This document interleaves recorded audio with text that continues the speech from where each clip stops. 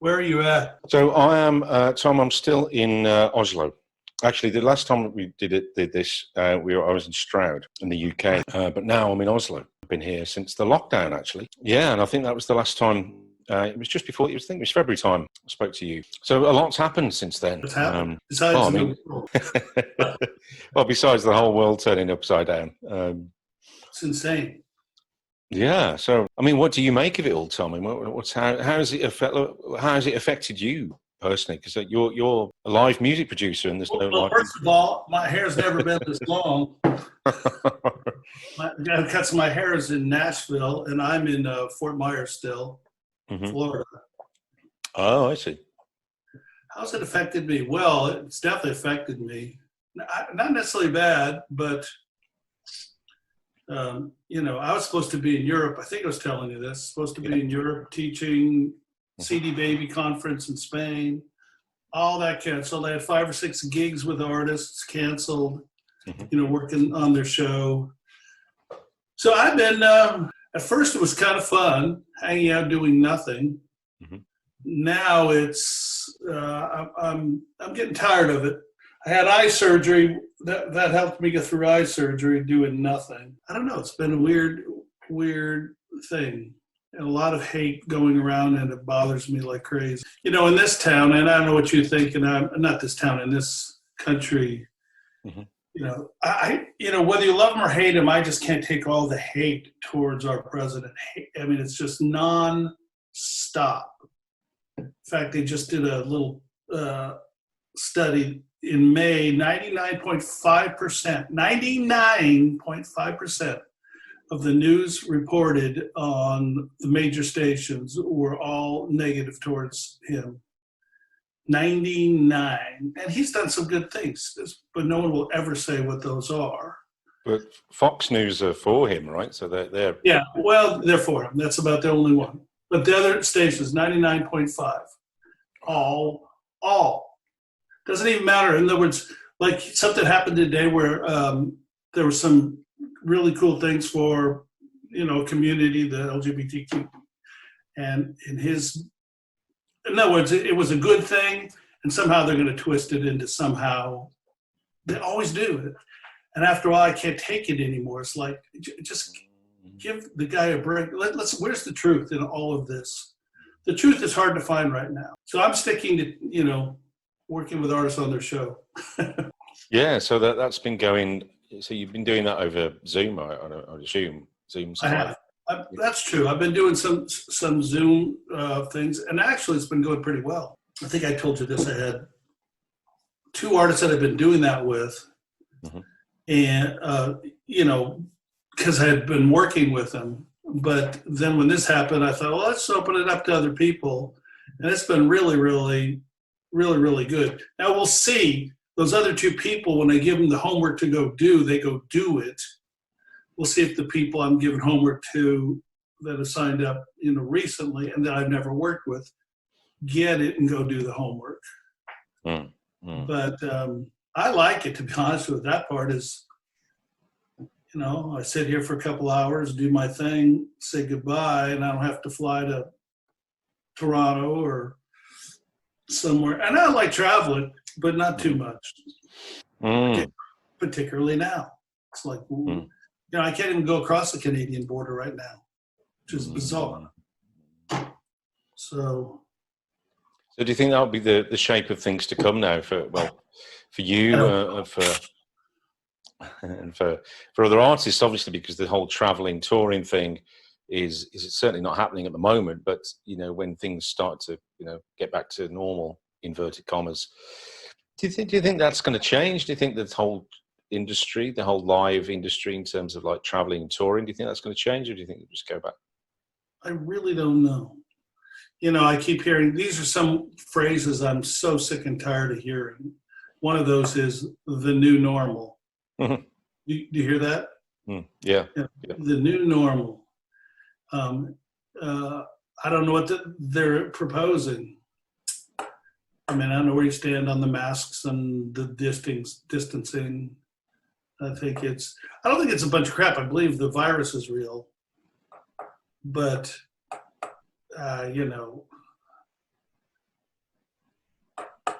yeah, I don't know. I just don't like. I feel controlled. Mhm. I feel manipulated, Mm. and people trying to control. And I don't like being controlled by anything, let alone politics. And that's part of it.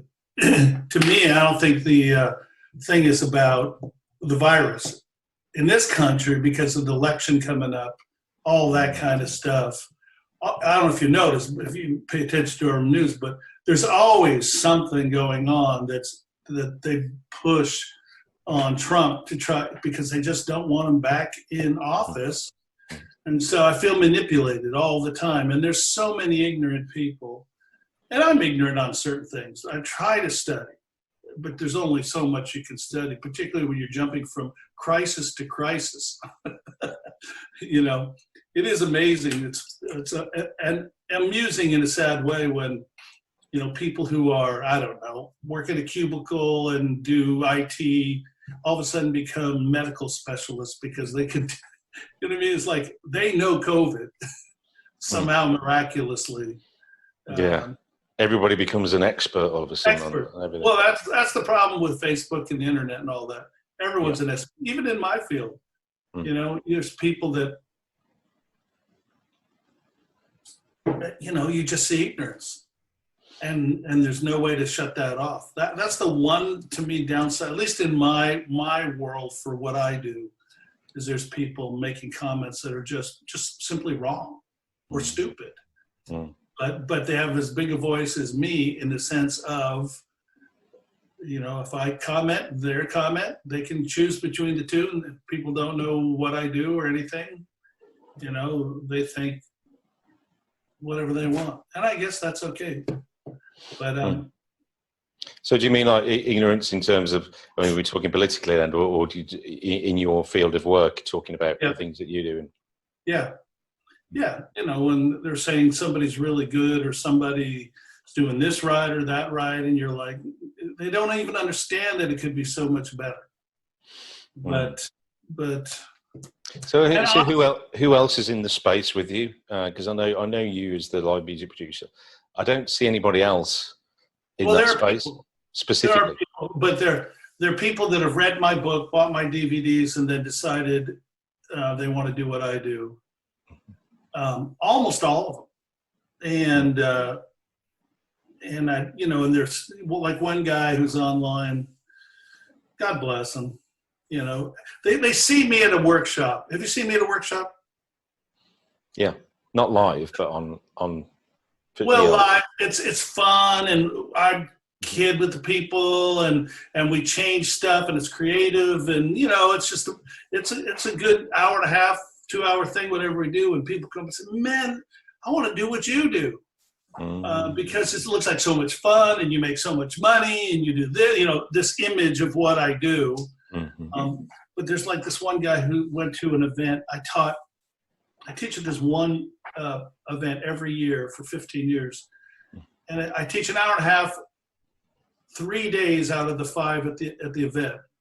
And now all of a sudden he's an expert. He bought the book. He's an expert. And, you know, and he's promoting himself all over the place. And, you know, and here's the truth for me.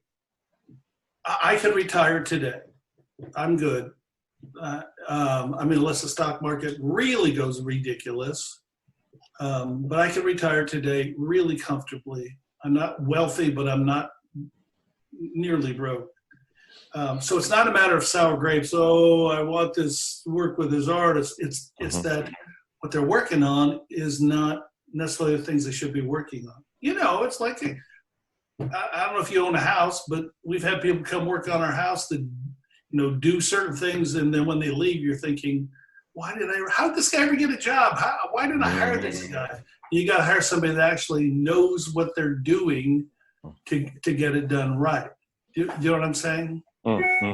So isn't that kind of, in a way, I suppose you're kind of becoming a victim of your own success if you're putting this stuff out there. Your books. I mean, I'm halfway through your book, by the way, and there's some brilliant information in there, and it's, you know, for me anyway, that there's a lot of great knowledge in there, and so I suppose that the fact that you've laid it out so explicitly, so people can follow it so easily, then I suppose people would be going, well, yeah, I can do this.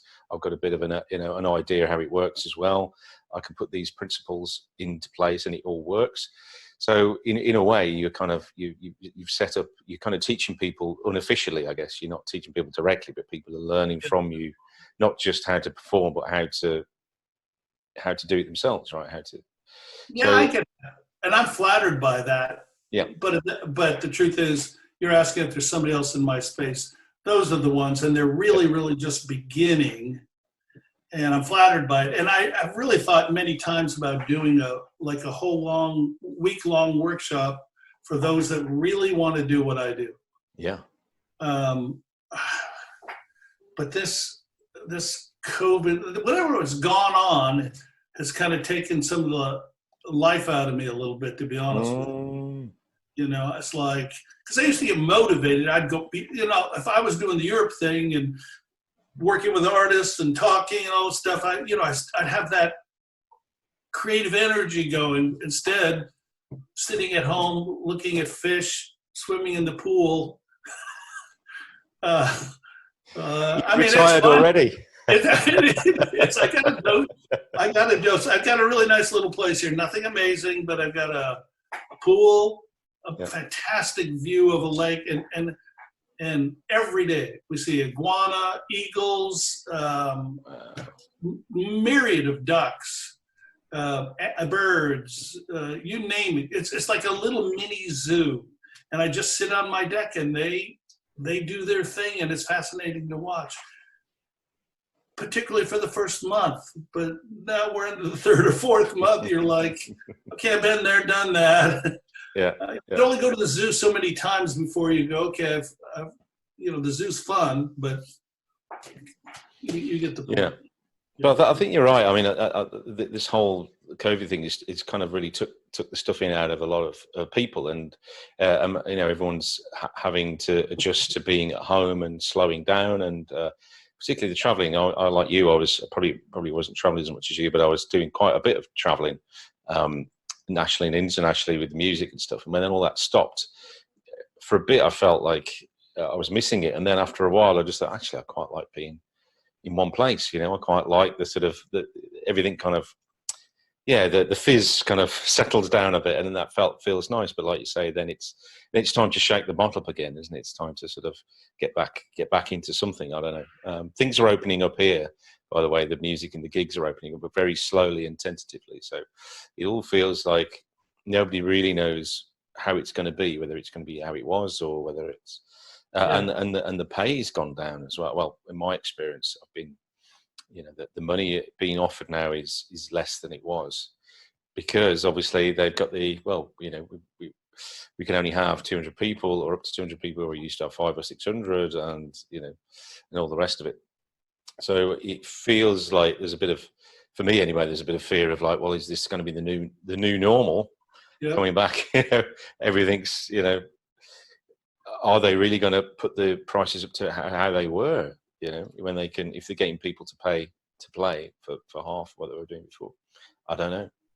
No, it's bizarre. Sporting events, I'm a big sports fan, baseball, basketball, football, hockey, everything's been shut down. And now they're talking about playing in front of an empty stadium. It's like, and here's the thing, the frustrating thing for me, whether it's the clubs, no matter what it is who's telling the freaking truth? You know what I mean? And I don't know what you get over there, but we have, the WHO, the CDC, the Attorney General, Surgeon General here, and all that, and they all say conflicting things. Yep. So, and then it turns into a fight with people because wear a mask, don't wear a mask, do this, don't that, 6 feet, no, 3 feet, and after a while, you just want to go berserk, and that's what's making, I think, these riots and these things, people are just letting off energy on. It's not just the thing, it's people who wouldn't go out and walk. I don't know if you saw it here, but it's okay to go out and protest with 10,000 people and have them right on this close, but it's not okay to go to dinner with more than 12 people. It's and just, and what kind of sense does that make? it doesn't make any sense. It's so many mixed messages. And like you say, after a while, you just don't know what to believe or who to believe. And of course, there's so many theories coming out that it could be, you know, this massive, you know, financial mess that was happening anyway. And the COVID thing was a very convenient smokescreen to cover over this, you know, massive financial meltdown that happened partly because of COVID, but maybe it was happening anyway. And the whole sort of, you know, the theories of the new world order of, you know, everyone, you know, getting to, everyone being sort of on camera now, you know, everyone being sort of, you can't go out and riot. You know, the police in the UK have body cameras on now, so anyone caught out rioting will be, you know, in prison in within 24 hours, you know, all this kind of stuff, and probably black marked, you know, all these people. So it's kind of a real kind of Orwellian state that's happening right before our eyes. Right. Yeah, they're pulling every statue down in the US just about. Yeah, and in the UK, anything to do had remotely to do with slavery, and even if it doesn't, it's throwing it in the river, and it's. Why not? Why not? But as you said, it's frustration, isn't it? What's doing it? It's just frustration, confusion, fear. Everybody's like, okay, like you say, we've had some time at home. We've watched Netflix. We've relaxed for a bit. Now it's time to. We want something that. We want some change. We want some. You know, we want some answers, and we want something like normality. But it doesn't seem to be anything happening in the bigger, like you say, UK and USA. Here in Norway, things are. It's almost like it did happen here, but not as severe. You know, there's no thing. We don't have to wear masks here. There's a bit of, you know, you have to sit here and there on the bus, but no one's enforcing it. It doesn't feel like if you sat next to someone on the bus, you'd be arrested, or, you know, there's no, like, it doesn't feel as stern or as strict or as policed over here. Right. And in fact, as I said, everything's back. All the hairdressers are open now. I hate to tell you, but and the gigs are opening up, and the bars and everything. And it's like, it's kind of like everything's kind of really back to normal. And the sports events are about to start. I think they're still playing behind closed doors. It'll probably be next season now. But yeah, you can certainly stand next to people, and that, you know, no one's going to do anything. But it seems to be very different wherever you go. Well, not that we are, I mean, you know, what you think of the US and all that, but not that we are the engine for things and stuff, but it will be interesting to see how things change after our election. In other words, it'll be like, oh, everything's back to normal because election's over. But right now, they're just hammering away at as Saul Alinsky said, I don't know if you knew who Saul Alinsky is, but big socialist guy. Don't let any crisis go. I'm a paraphrase. If there's a crisis, use it to your advantage to get what you want. I don't know if you noticed, but here in the States, and I don't remember, the second bill that Nancy Pelosi tried to put through had like hundreds of millions of dollars that had nothing to do with helping the people and COVID virus. She was using the crisis to try and squeeze her stuff through so she could get what she wants. And it, you know, typical politician. To me, she's the worst of the politicians. But when this is all said and done, November 10th, I wonder if it's all going to go away. Oh, and we'll have back to normal. Now, I mean, I'm stunned that the riots and the demonstrations are so massive in London, and all over the world now. What is that about? You know, it's an emotional. I mean, does something need to change? Yeah. But I'll tell you, looking at me, I have been profiled. I'm not black.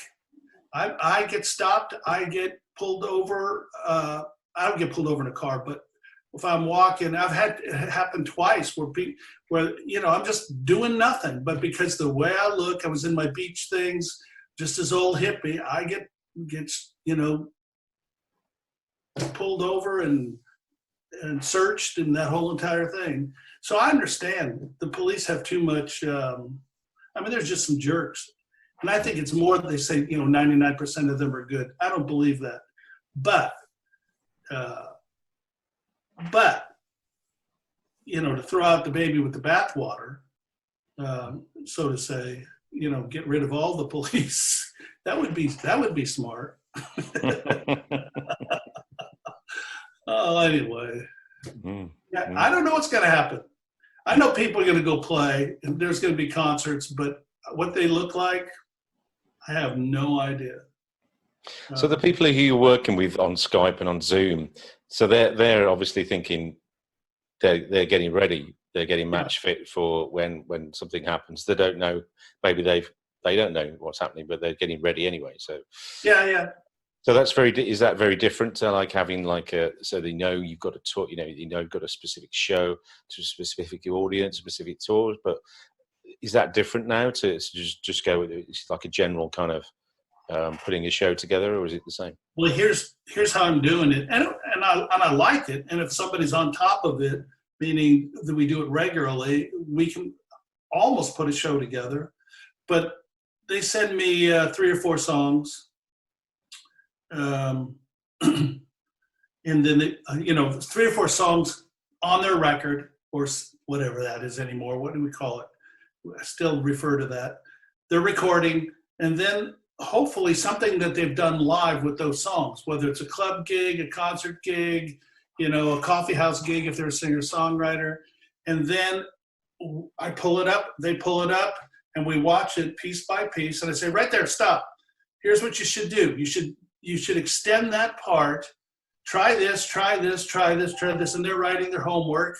And then we go through 2 or 3 songs maybe in a session. And the idea is then for them to go to rehearse it. And then when they get to do shows again, then they'll record it and play it back for me. And I'll tweak it a little bit more, make sure they're doing the right thing. So if we go through 2, it's usually about 2 songs in a session, and we just continue the process. Now, how it turns out, I know it's turned out well for the ones I've worked with in the past, because they do it. I have a guy in Denver, we do this regularly, and a guy in Canada, we've done it, where you give them homework, they go do it. He actually does his rehearsal, even when he's writing a new song. Here's what I'm thinking, and he does it, films it, and then I tweak it. And then he goes back into rehearsal and tweaks it. Then he shows me the show, and this guy gets it. So he's getting it 95%, and his response, he's building his career massively.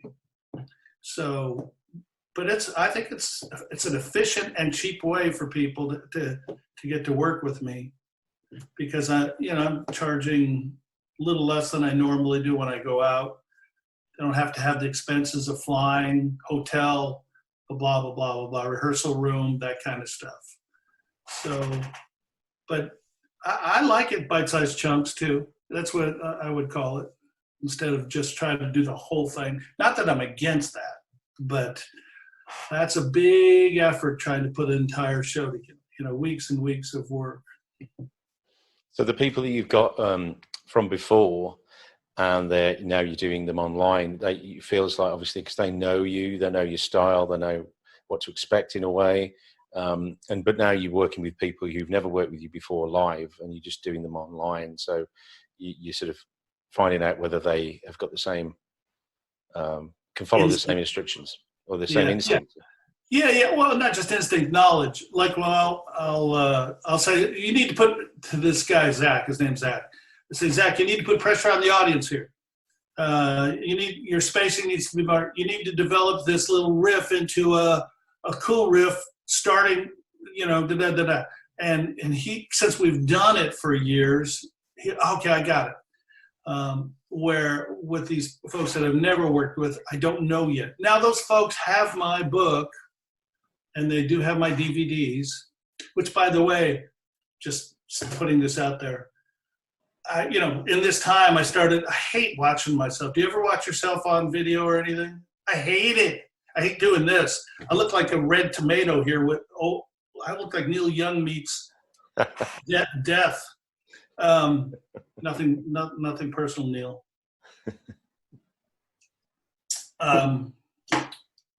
But I forgot what I was saying. You're saying you don't like looking at yourself on video. Oh yeah. So in this time sitting around, I'm going through my old videos, the ones I sell, the ones I have online, and all that. And I have this All Roads Lead to the Stage, which is this 7 DVD set that I filmed at least 10 years ago. And I just, after I filmed it, I probably spent 80 grand putting this thing together. And so I thought, okay, I got to go over it sometime, so might as well do it during this time. Well, I went back over it, and we're talking 7-8 hours of material. I'm thrilled with it. Here's the beautiful part about what I teach, is it still applies today. It's like you've heard artists that, you know what Mr. is? Mm-hmm. Yeah. Okay, so I love Mr. But if you listen to some of their recordings, and I'm just using them for an example, I listened to them the other day, there's some dated sounds. You know what I mean? Their keyboard sounds are a little dated. Still great song and all that, but you go, Elton John, Yellow Brick Road. It's got some weird synth stuff, and you're like, okay, it's Elton John, so it's cool, but it's still it's dated. Where my material's not dated. Every class I went, oh my gosh, if I was going to re-record this stuff, I would do it no differently. So I'm really happy with that kind of thing. That's been one of the good things that's happened with this. And I was thinking of pulling it, not having those out there anymore, but instead I got 180 degrees the other way because the material is really strong. So if there's nothing you'd add to it, like you wouldn't re-record it, you wouldn't sort of do it any differently if you re-recorded it. But is there stuff that you'd put in as an extra? Would you add into something now? Would you add on to it? Yeah. Here's what the plan, whatever the plan is, and that is to start it. I'm going to do a curriculum online. I'm going to use these for. So I would set it up. I was actually thinking this the other day. It's like, okay, so you're going to get the young me, but it's the same concepts, okay, folks? So I'll be talking to them, and then we'll go to the video, that kind of thing, and I'll add a few things in. Yeah, there's stuff I would add some, but not worth re-recording, not at all. It's well done. The production's cool. The only thing that's weird, that it is dated, is when you put at the bottom of a thing, an artist, they'll say www.fredmerch.com. Mm-hmm. Some of mine are so dated they have MySpace. Some of the artists have MySpace instead of their thing. You're like, okay. Well, that might come back again. Who knows? You never know. Yeah, you're right. Well, it did once when Justin Timberlake bought it. Yeah. So, but it's good. It's all good. So definitely, it's embracing the. So I think the last time we spoke, you were talking about you were in the process of putting a singer-songwriter package together. Yep. So is that still happening, or is it? Yep. It's almost done. Actually, what's happening? It's actually done, but we're going to launch it we're going to do a new website, and that's taken its time. We thought, to be straight up with you, I don't know if I told you this, but at one time I had 12 people working for me. And I don't mean, in the office, social media, marketing, blah, blah, blah. And my wife smartly said, our nut was 20-some thousand a month. And the idea was to boost my online sales, but instead what it did was it boosted my working with people thing. So I find myself traveling all around the world working with all these people. And I wanted to slow down a little bit. Instead, I amped it up. So long story short, we're down to 3 people. And we kind of cut the fat. And my bottom line didn't go down at all, which is interesting. And I'm home more, which is nice. But anyways, we had hired some web people that we thought were going to do more than they're doing technically. In other words, they put some work back on us. So it's taking longer than I expected. It was the kind of thing where, in a perfect world, when, you hire somebody to clean your house, you don't want to have them hand you a broom halfway through and say, yeah, you mind helping out? And you're like, well, wait, I hired you so that you would do the whole thing. So, but we're launching a new website, and at that time, I'm going to put the singer-songwriter thing up with it. Should be in the next, I'm hoping, 2 months. Yeah. Cool, Tom. Well, it sounds like you've been processing a lot of stuff going on there, and sounds like you're kind of ready to get back out there in some way, whether it's back out online or back out on the road at some point. And I'm really excited to hear you say that you're going to maybe do a teach the teacher kind of thing, of like train people to do kind of what you do. I'll be very interested in that. That'd be great. I mean, the $1 million and also and the singer-songwriter package actually. So. Yeah, the $1 million question for me on that is, I'm all over the map. I want to help people get better. I don't mind all these people. I'm flattered, like I said. We coined the phrase live music producer. And now if you look online, there's 10, 15 live music producers.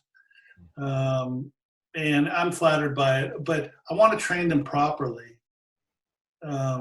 Because one of the issues is, and I just want them to be trained properly. One of my issues in the past was when we tell people what they do and they say, oh no, we work with someone like you and it didn't help. And I'm like, well, then you didn't work with someone like me, because they're majoring in the minors, so I want them to do it properly. The $1 billion question though is, and I'm all over the map with this, do I give it for free? Do I charge $10,000 or anything in between? Like a really absorbed 10 people, 12 people in, and I've got artists coming in and they're working with them and we're doing hands-on and all that kind of stuff. What do I charge someone like that? I don't want to price people out of doing it who really want to do it. But the other side of the coin is, and this is the maddening part, in Nashville, kids their parents will spend $180,000 to send their kids to college for 4 years, and they walk out and they're still scratching their head not knowing what they're doing. Particularly in music, they could have taken guitar lessons, voice lessons, and a few other things, working with some writers, and they would have been just as far along for about 1/10 the price, if that's really what they're going to do. Because no record company or fan goes, okay, did you go to Belmont or Berklee College of Music? Then I'll buy your record. No, none of that stuff happens. It's just, do you affect me? Well, I've got an idea. Do you want to hear it? Yep. Well, seeing as you want to have your method, you've got your method, you've got your method book, and it's a very specific method. And obviously, you can't teach necessarily your personality. You can't give someone your personality, but you can teach them the principles which underpin your thing that works. So it could be the Tom Jackson, that becomes a franchise. So anyone who calls themselves a live media producer, they can use your name, but they buy the franchise, and then everyone gets taught the same way and has to deliver the same way, and then I guess you've got a bit more control then of how it's delivered. Like, I suppose like McDonald's do. Every McDonald's is the same, right? So there's just a thought. It just came to me as you were talking about it.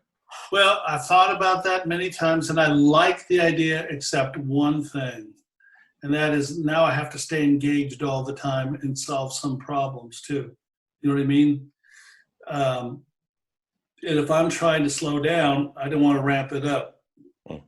It would make it more affordable for people, meaning if they did it year after year. But then people have to also, do you send the money through my system? I don't want that, because then you have to do payouts. then I guess you just got to trust people. If you did it and you made 50 grand next year doing it, and let's say your franchise fee is 5%, how do I know you're really going to give me $2,500 or whatever it would be? Do you know what I'm saying? Yeah. Now you're getting into personalities and honesty, and I wish there was a simpler way, but I like the idea of a franchise, which would allow for more people to do it. But what I have found, I don't know if I ever told you this, but I've probably trained 3 people who were great people, really nice. I thought they had an awful lot of morals, and they did. But once money gets involved, it gets weird. Every one of them, those 3 people, and they knew what they were doing, guys. I trained them pretty well, particularly one. And turns out, I find out later, they're on the side taking jobs and not telling me.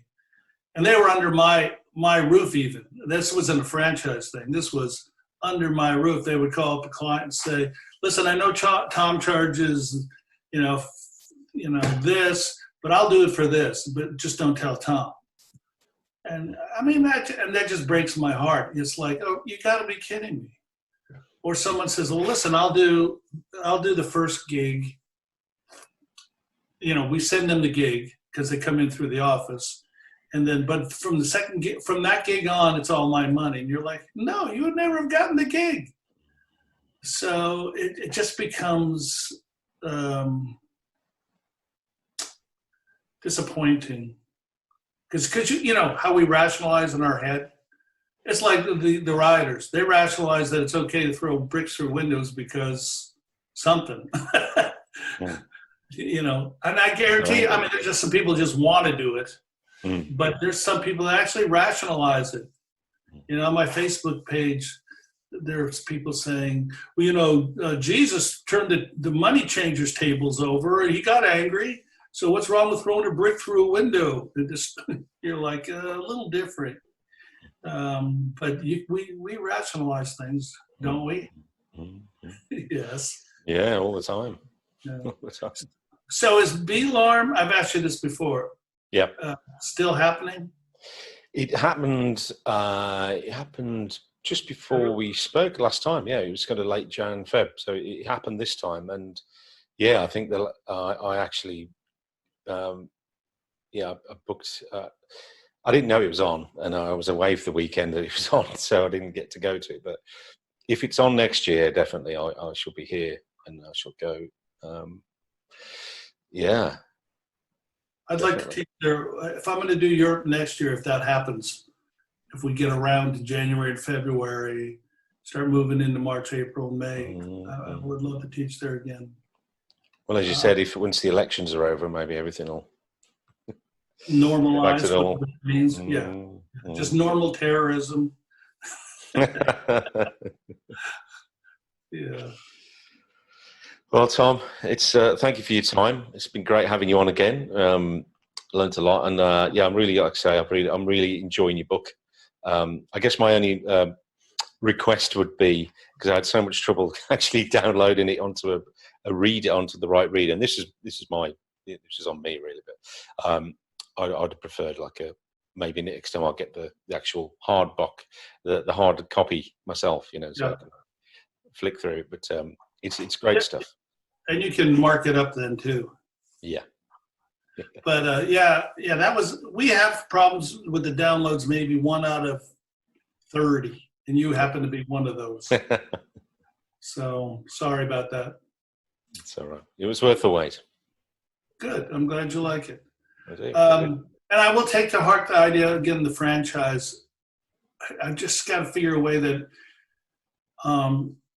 I don't have to be, or my wife doesn't have to be so involved all the time, if we're doing something and the phone call comes, this isn't working, I don't want those phone calls. It doesn't mean I'll never get any of them, but I don't want that hassle. But I like the idea of a franchise. Yeah. So, well, I'm sure you'll figure it out. I hope so. And then I get my hair cut and get back to somewhat normal. So yeah, I feel like this old hippie, and I look like an old hippie. So there you go.